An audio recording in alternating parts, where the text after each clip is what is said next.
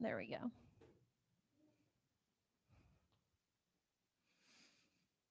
Hopefully I can do that.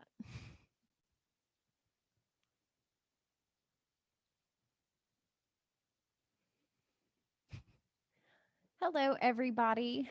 My name is Heather, and we are here for the Tech It Out workshop.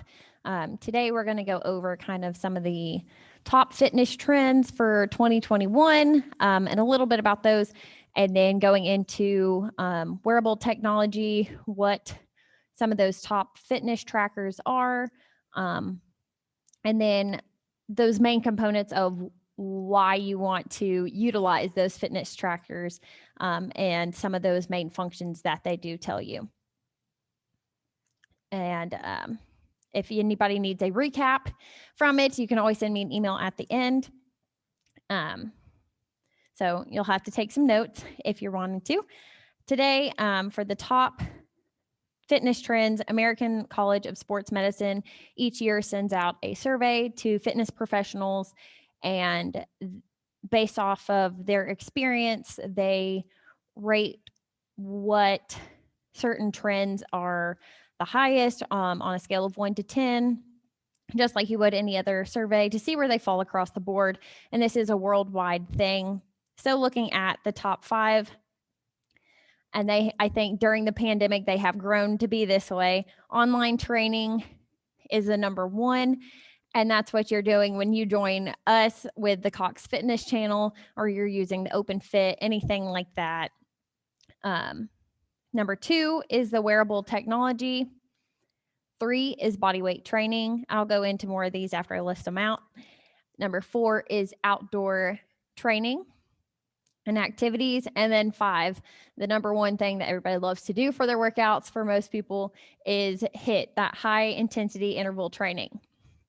So going over to the online training, it's huge due to gyms and facilities being closed, or people wanting to still have that workout at home but have that experience. The health and fitness industry has relied on innovative strategies of being able to bring that experience to you at home. And that's what we're doing. And it's an honor and super exciting coming from somebody that gets to do that daily. And it was developed for that experience. So you can feel like you're working out with us. We're, interacting with you the best that we can on our side. And then focusing on that digital streaming technology to deliver to groups, individuals, or those overall online programs, as most of you are doing for this 21 Jumpstart to kick off your new year. It's available 24/7, and you can have it live streamed or pre-recorded. So that's what we're doing. Thank you for supporting us and everything with that. And then going into wearable technology, typically that one's number 1 on the list, but I think that online training has kind of bumped that one down, but it's still high up there.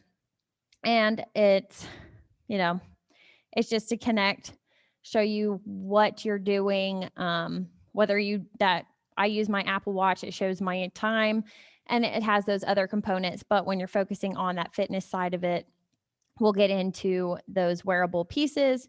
But that's the number 2. 3, body weight training.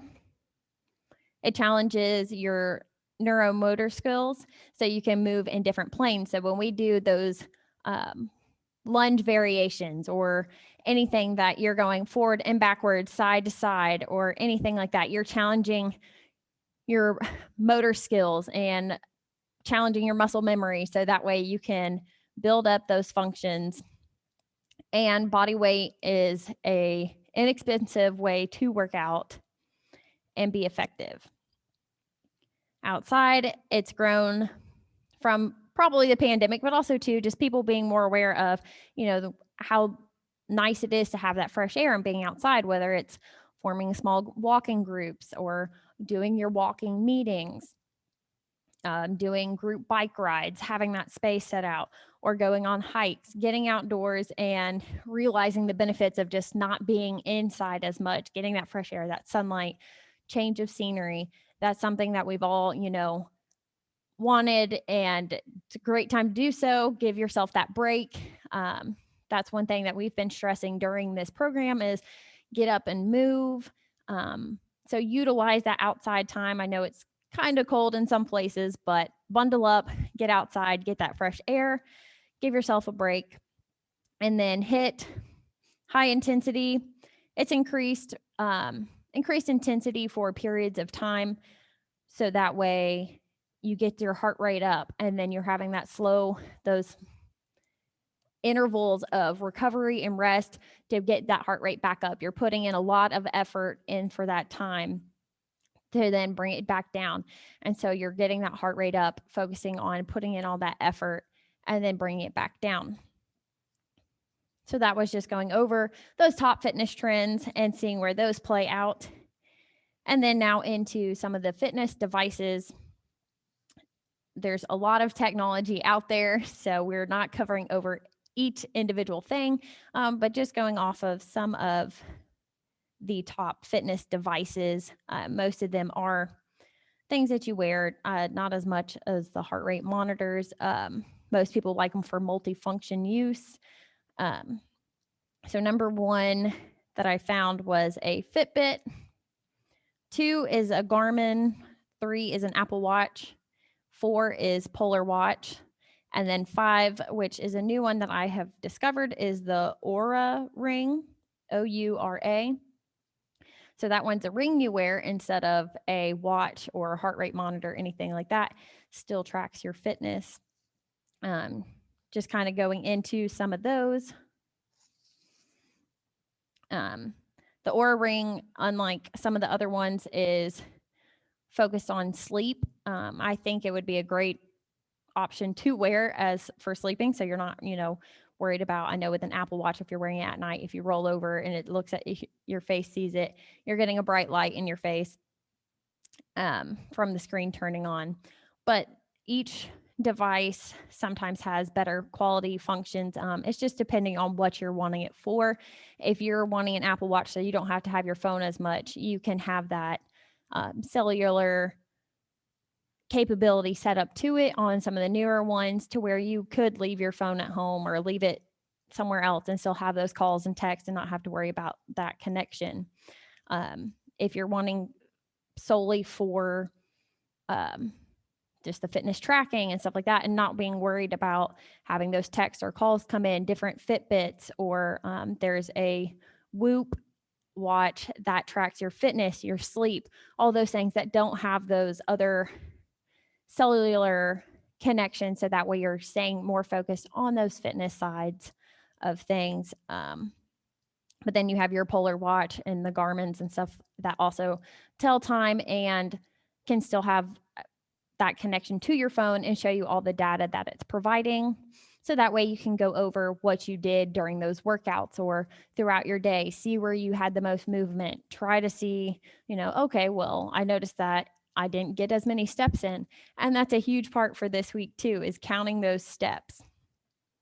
And hopefully some people have gotten those in. I looked at mine after my 15-minute Shred 15 class this morning, and I'm already got 2,000 steps in just from those 15 minutes moving around. So it's the little things that you don't realize, like just getting up and moving for that short period of time. Keep moving, keep that heart rate going, all that stuff that you're wanting to focus on. And then going over why use fitness trackers. They allow you to be aware of your activity, keep you on track with your fitness goals. That's what we're here for. Help track your sleeping patterns depending on which options you're using. Helps you build healthier habits. Monitors your overall well-being. Helps you stay accountable. We all know those times that it tells you to breathe. I'm speaking from Apple Watch.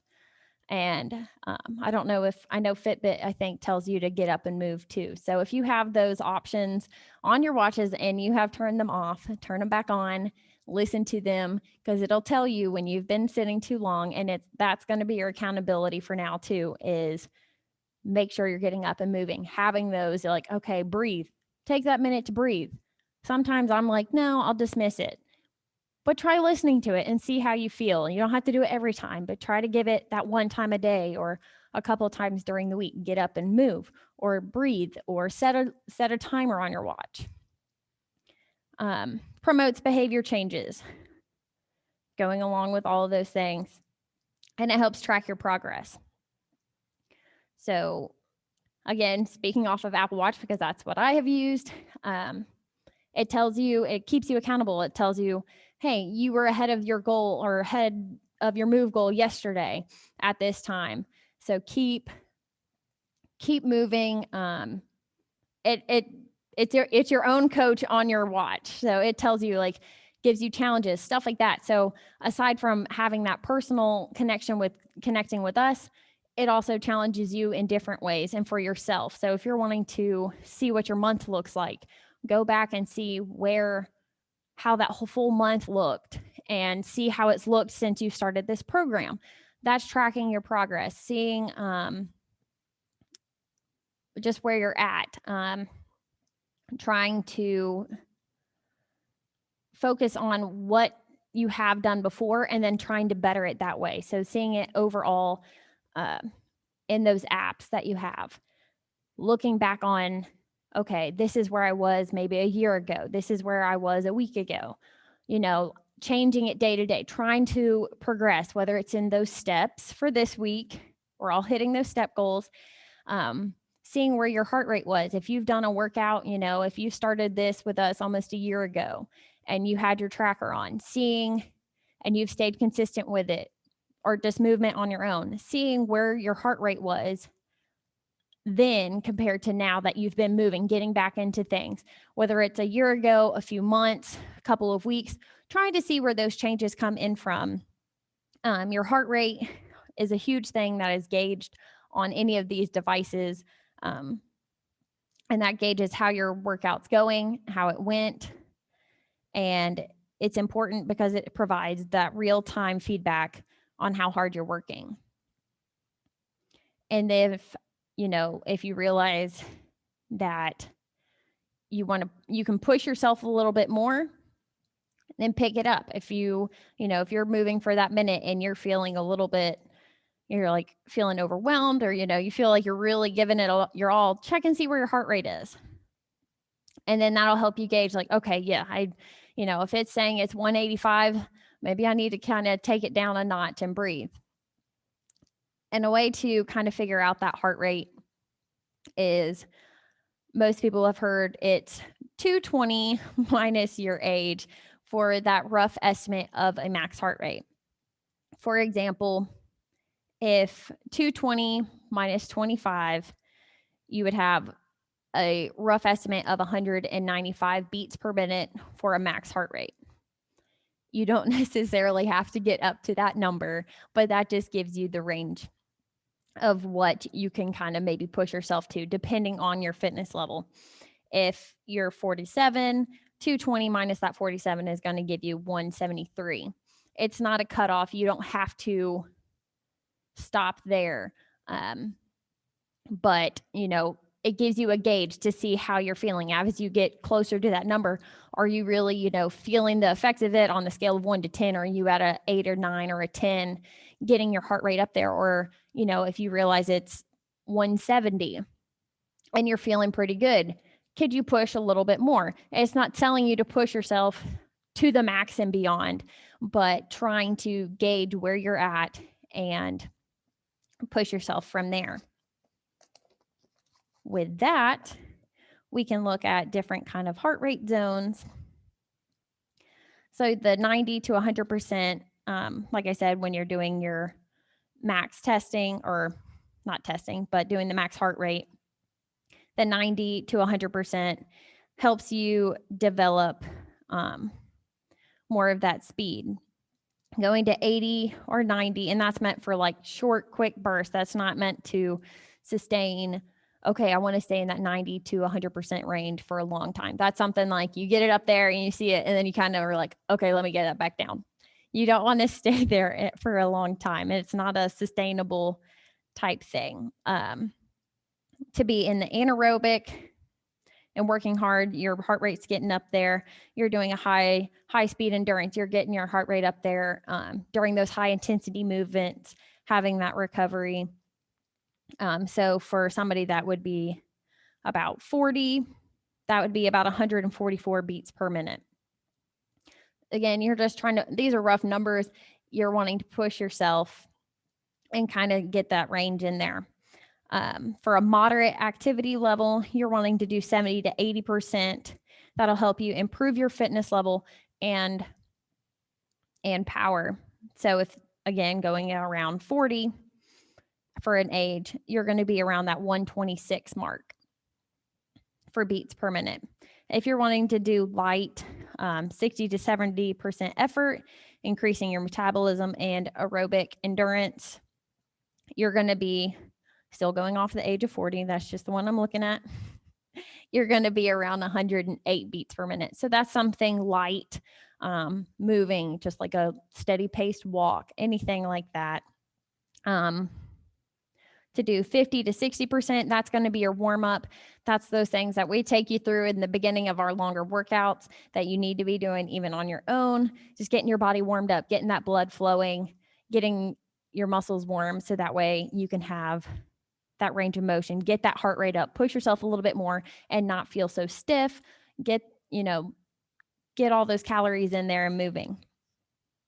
So those are just kind of going over those heart rate zones that you can look at when you're using your fitness trackers and how to kind of gauge those. And you can always pull those up. They're always kind of different intervals of percentages, but that's just going off of like a 10 based 50 to 60, 60 to 70, and so on. But just know that your max heart rate, that's not something you're wanting to try to hit for a long period of time. And then kind of going back into, again, I know the Apple Watch, I'm sorry. There's a lot of technology and we would be here for a long, long time if we broke down them all, but I'm just breaking down the main components of whether you have any kind of fitness device. If you're having it where you can set those calories, set that move goal, hit that exercise goal. I know those are those main three components, but those are things that you can still keep track of on other devices as well, because that's a wide variety of things: heart rate, movement, and calories. And then sleep if you're really wanting to go into those. When you're wanting to hit your exercise, you have that 30-minute of activity. You're wanting to move for that time or more because it'll help minimize the chance of a stroke, cardiovascular disease, diabetes, and weight gain. So that's why if you were a participant in the Holiday Hunger Games, we challenged you to do the 4 days a week of 30 minutes of movement. So you're not sedentary. So you're trying to get that movement in. And then this time we broke it down a little bit more, but challenging you to get up and move, just stand, because when you're standing and moving around at least a few minutes out of every hour of 12 days, you're going to help lower your blood pressure, increase your energy, reduce the risk of cardiovascular disease. So the overall goals of fitness trackers are to help you be aware of what you're doing, and find that progress, keep yourself accountable.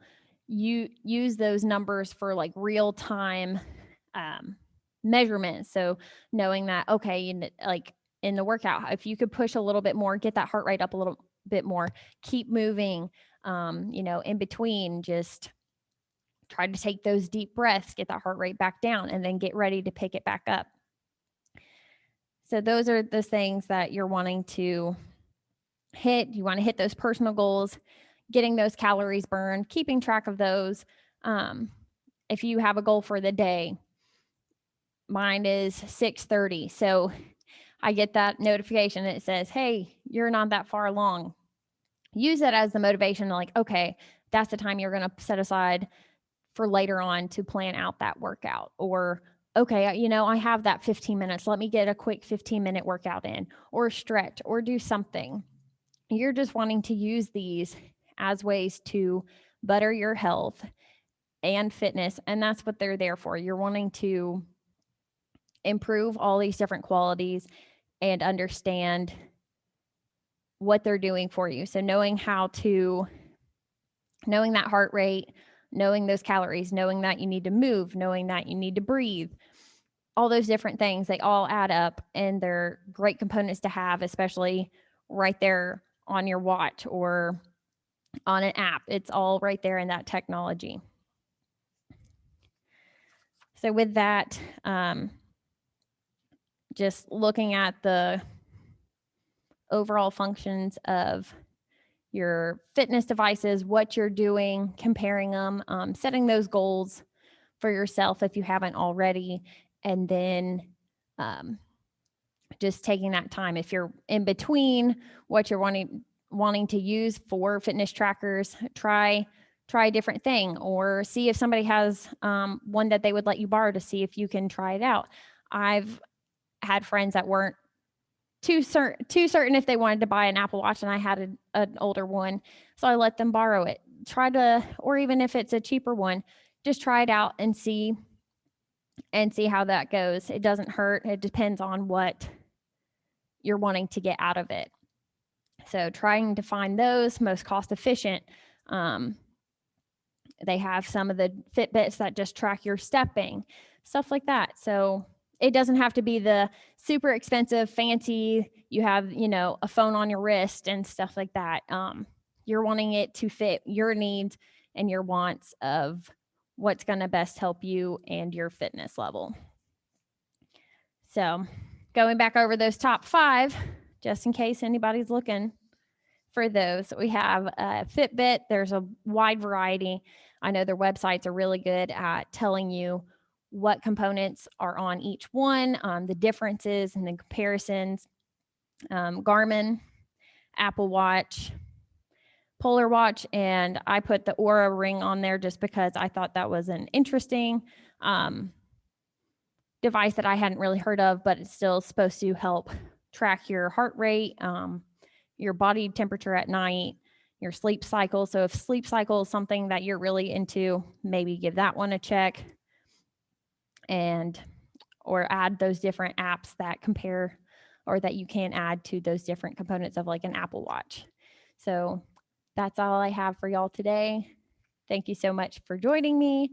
And if you have any questions, you can post them on the comments, or you can email me at heather.horetz, HORETZ, @coxautoinc.com.